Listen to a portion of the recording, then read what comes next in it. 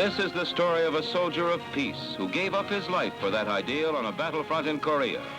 It began at Lake Success, headquarters of the United Nations, but the scene shifted quickly to the battlefront. The UN had set up a commission in Korea to keep in close touch with developments, and among those assigned to that group was Col Unni Nayar of India.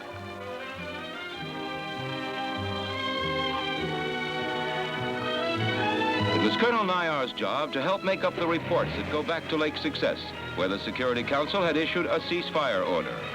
There was no better man for the dangerous work than this former combat correspondent and officer of the Indian Army in World War II.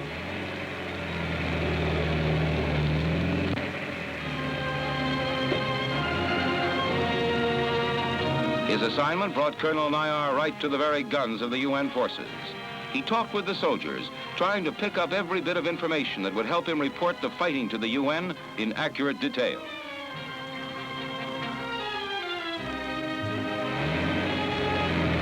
He was a non-combatant, but within a short time he knew the battle area by heart, making frequent trips to the front.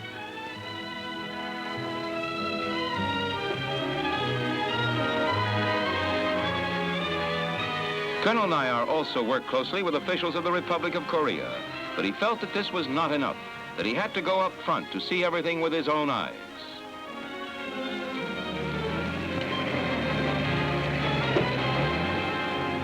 A visit to a prisoner of war camp was made by Colonel Nayar only a few days after his arrival in Korea.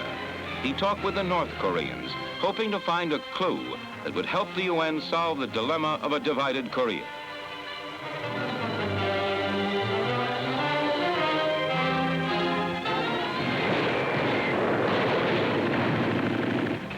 This was the most dangerous mission of all, a close-up view of the fighting in the Waegwan sector of the Naktung River battle area.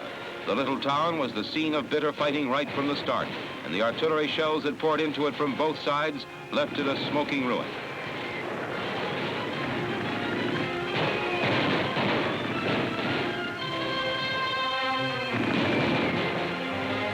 Colonel Nayar and his two aides were lucky enough to return from this tour of the battlefront, but on another visit to the Waegwan sector a few days later, the UN observer and two British newspapermen with him were killed when their jeep ran over a landmine. But the UN flag still goes up to the front, the hope of all peace-loving people everywhere.